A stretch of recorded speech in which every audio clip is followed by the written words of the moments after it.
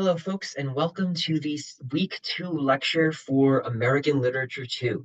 Now, this lecture is going to be somewhat less detailed because it is on a reading that we've already gone over in class. So rather than go in super detail and reiterate what you've already read and thought about, I'm going to be more quick in reviewing the stuff that we touch on in class in order to arrive at um, the final part of Toni Morrison's essay, Unspeakable Things Unspoken, that constitutes our second week of this American Literature Survey course. So this is Toni Morrison and the American Literary Canon. That parentheses N is, of course, the pun on canon and canon that Morrison discusses, which I don't need to explain because you've already done the reading. Um, so the American Literary Canon, we talked about what canonization is and what the canon is. And the important thing for you all to know is that when Morrison pens this essay in the late 1980s, it is entering an ongoing conversation about American literature and the American Literary Canon. And which texts are included in it. So for a long time, and I mentioned this in class, American literature, right, in quotes, um, was a body of texts written by mostly white men. Um, and even if we back up from that, before American literature even became a thing worthy of being studied, it had to itself emerge into the academy because for a long time, only European literature was canonical. So the first wave of arguing over American literature was simply arguing that American literature should be studied. And once that argument was made, the first wave of the American literary canon was white male authors, as expected, right? Um, and then over time, a few women writers, starting with Emily Dickinson, got incorporated into the canon. Then Frederick Douglass is like a token Black writer, got incorporated into the canon. And then other minoritized ethnic literatures, Asian American literature, Native American literature, Arab American literature, all come much later. Um, Queerness has a contested kind of relationship with the literary canon, as last week's lecture on Whitman and Dickinson talked about. Um, uh, so the point here is that the American literary canon changes over time, and it changes over time over these next two bullet points: contestation and exclusion. Meaning, it's always a contest. It is a debate amongst scholars and critics and cultural influence and influential figures in culture. Um, uh, Both within and outside the academy, in literary institutions. Think about things like book prizes as being important to this. Um, Arguments over what should or shouldn't be in a canon, what counts as good literature, classic literature, quality literature, right? And what this has historically followed is a pattern of exclusion, um, oftentimes through identity. So authors of minoritized identities wind up being excluded, but also over genre. For a long time, genres like science fiction and fantasy were excluded by as if they were like lower forms of storytelling.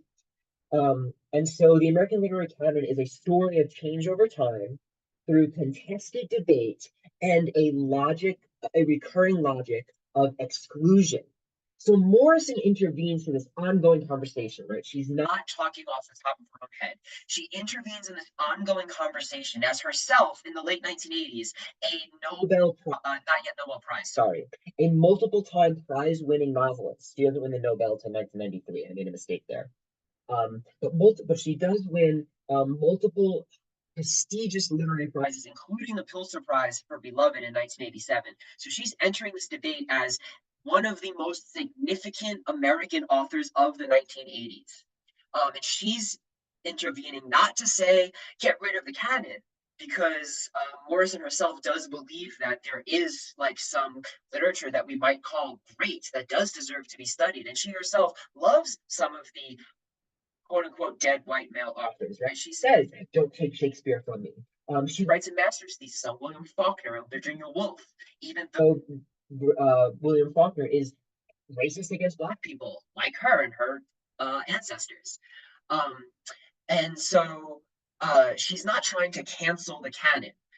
She's also not trying to just make it bigger and include more people. She's instead saying that we have to actually think about what the criteria for the American literary canon is. And her charge here, which she only subtly makes, is that she's actually charging that for so long there wasn't actual thinking about the American literary canon because exclusion doesn't require thinking; it just requires not black people, not women, not Native American people, etc. That's not thinking. That's just bland exclusion. And so she's actually critiquing the lack of thinking and demanding harder thinking and more intellectual work.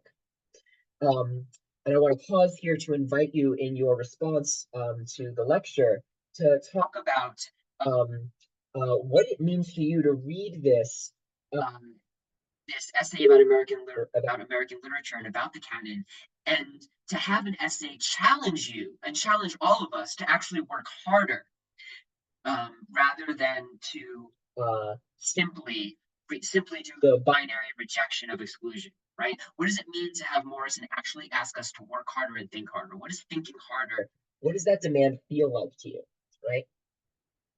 So that's your first question for your lecture response. Okay, and so her example in this essay is African American literature, literature by African American writers. And she talks about, and I have my physical book here. She talks about in the essay the four dismissals, the four ways that African American literature has been dismissed from the canon, and I have the four here on the slide, and these come from page 167. One, the first dismissal: there is no African American literature. The second, it exists, but it's inferior to like so-called white literature, which never has to name itself; it just gets to be normal literature. Three, African American literature exists and it is superior when it measures up to universal criteria of Western art. We'll come back to that. And four, African American literature is not so much art as it is ore, like this kind of raw material that requires Western Eurocentric, like she says a smith for metaphor, but what she means here is a literary critic, to refine that raw energy into an aesthetically complex form. And so, one of the things I hope you notice on Morrison's essay is she wants people to understand African American writing as art. And I'm going to come back to this point because it's essential. It's essential to not only Morrison's argument, but our entire class, right? So she lays that out on 167. And then at the beginning of part two of the essay, on pages 170 and 171, all the way through 173, she goes through responding to each of those charges. And because those responses are in the essay, I'm not going to just read them to you. I'm going to tell you, if you didn't, if you skipped the reading, go back and read pages 170 to 173, 174 ish to see how Morrison responds to these four dismissals. But in general, really quickly, and you shouldn't take my word here as definitive. You should go and read it for yourself and check. But just to give you a quick in the lecture note, she says number one is obviously false. Um, the presence of African American writers demonstrates this. Number two, she says, can only be sustained basically by that non-thinking of exclusion. It's like if you the only way to maintain it exists but is inferior is racism. Um, the third and the fourth, she's much more interested in. The third says that African American literature exists, and it's superior when it measures up to universal criteria. And so what she does in the essay is she says that um, rather than hold, rather than try to align African American literature with some kind of universal criteria, she doesn't even use up much of her time explaining that universal is a stand-in for white. Like she doesn't even use up her time to explain that. Instead, she says, actually, what you need to do, what you need to work harder to do as a critic, is understand how African American literature is born out of African American culture. And once you understand that universal criteria don't actually exist because there is no universal art, and you understand that art is produced by cultures, you can, even as you draw connections between cultures, like she does between ancient Greece and African American culture, um, even though you can draw those connections, that's not universal. What it requires is an understanding of the culture that produced that art, and that requires work, right? So she says for the third dismissal here, which is the third bullet point under the page numbers, that instead of looking for universal criteria, You have to work harder to understand the culture that produces art in order to evaluate that art within its production, right? Um, and we'll talk later, but an example of this is when she talks about her own writing, and she talks about how the opening of her novel, The Bluest Eye, starts with the phrase, quiet as it's kept. And quiet as it's kept is a common phrase in African American vernacular language. And so if you as a reader don't know anything about African American vernacular linguistic culture, that phrase goes over your head. Not because the novel fails, to reach universal criteria. It's not a failure of the novel. It's because you as a reader haven't done that work yet, which isn't a moralizing, like, shame on you, bad reader. It's just a point to say, like, art requires you to work. Art requires you to work, right? Um, and so once you do that work and you realize that quiet as it's kept is part of African American vernacular and linguistic culture, now you have a better understanding of what the novel is doing at the level of language and art, right? So that's the third. The fourth criteria, um, Morrison especially detests because it treats African American literature not as art, but as like just kind of raw expression that only gets to be art when a Western critic or a Eurocentric critic says, oh, well, if we use our Western theory, we can show how smart this literature is. And it basically is saying that Black art doesn't get to be art until a white person says it counts, right? And so she demonstrates more thoroughly in the essay that I'm going to go over here in the lecture how that works, right? And how she's going to work against it.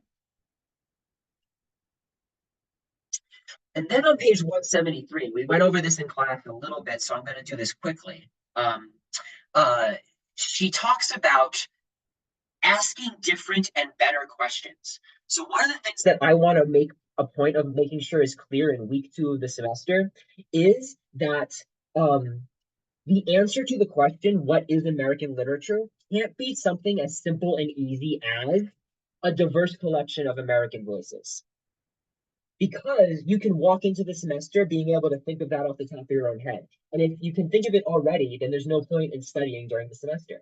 The answer has to be something more complicated, more subtle, more intellectually interesting. And so what Morrison says is she has this quote, the question should have never been why I, an Afro-American, was excluded from the canon. And as we said in class, the reason why that's not an interesting question is because the answer is obvious. Black people were excluded from the canon because of racism. Women were excluded from the canon because of sexism, right? They're obvious, easy answers. You're not doing anything intellectually interesting by saying racism is bad, therefore you shouldn't exclude Black people. That's obvious, and anyone who disagrees with that, that's not really an intellectual disagreement. There's no thinking happening there, as Morrison would say. Instead, Morrison says, instead of asking why, which is a simple question, even if we don't know the answer, it's still simple. It's asking for what the motive is. Um, Instead, the harder, much more intellectually interesting question is how. How has an African American presence been deleted from the canon? And I italicize this on the slide, what effect has the work of this deletion took or taken had on the literature itself? And this is why she does close readings of white authors, to show that the exclusion of the African American presence actually makes our readings of canonical white literature worse. It actually comes back on and affects the canon itself and degrades the literary canon. Um, so what's her point? Read the literature. I also say not a diversity argument, because her argument is not just include more people for the sake of including more diversity. Her argument is take seriously the hard work of evaluating literary texts by quote unquote minoritized authors.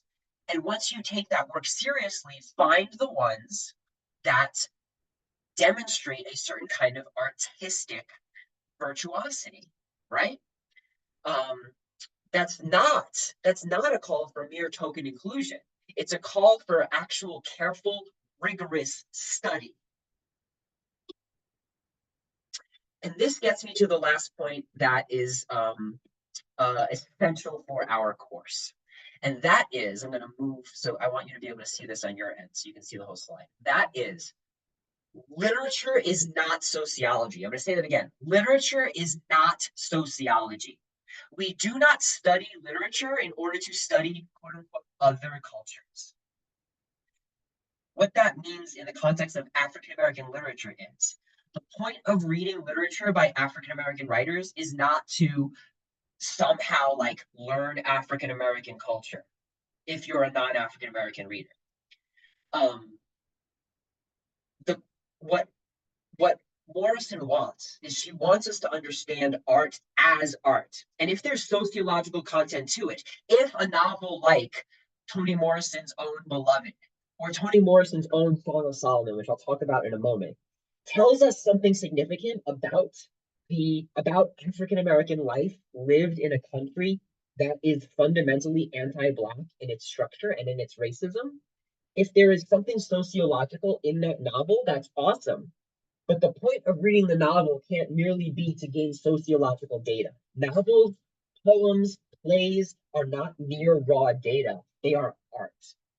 And so Morrison says on page 196 of your copy of the essay, to those who read her work and talk about how as well as what, who identify the workings as well as the work, listen very carefully to this, for whom the study of Afro-American literature is neither a crash course in neighborliness and tolerance, nor an infant to be carried, instructed, or chastised, or even whipped like a child, but for whom the study of Afro-American literature is the serious study of art forms that have much work to do and which are already legitimized by their own cultural sources and predecessors in or out of the canon by a much. If I had to say there was a one sentence point of this whole essay, it's that sentence on the second to last page. What she's saying here is you don't study Afro-American literature as a crash course in tolerance, meaning you don't study Afro-American literature just so that way you can, if you're not a black person, like have more empathy or tolerance of black people and black culture. That's not why you study literature. Nor is it an infant to be carried, instructed, or chastised, right? Nor is it this thing that you hold up, you're like, oh, these other people have produced this art, and like, it's not as good as like universally great art like Shakespeare, but like we're gonna like kind of coddle it into the canon, like in this almost dismissive, like infantilizing way, like, oh, it's not really that great, but like we should be morally good and read it. No, Morrison doesn't want any of that. Instead, Morrison says it is a serious study of art forms that have work to do. And they require you to do more than just notice the sociological data. They require you to understand how language is working to create artful expression in the way that you would study Shakespeare, in the way that you would study Edgar Allan Poe. How does Toni Morrison's language do something artful? And so she ends the essay by close reading some of her own work. And I want to talk very, very briefly about this because, again, you read this on your own. But I want to talk very, very briefly about the fact that she close reads her own first sentences. And I want to say a couple things. Yes, Morrison is close reading her own work, which means she knows what she meant when she wrote it. And so she gets to kind of quote unquote cheat in some of our eyes. Because when I ask you to write a paper on literature, you don't know what the author meant. However, what I want you to notice is that all of Morrison's close reading is grounded in the language on the page. While she's telling you what she tried to do, and that's really important, ultimately, what she's explaining is in terms of word choice and language choice and how language works. And what I want you to take away from this is not that it's your job to read the author's mind and tell me what the author thought or what the author meant, but instead, it's your job to ground yourself in the language of a text and what the language does, not just what it means, but what it does. And in grounding yourself in what language does, that's where the work of literary analysis happens. And so there's a term in literary studies called the intentional fallacy. And if you know what the word fallacy means, it means a mistake, basically. And the intentional fallacy states that it is a mistake to reduce the meaning of a literary text to the intention of the author.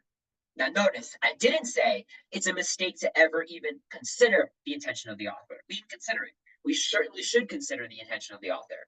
But we don't let the author have the last word on what literature means.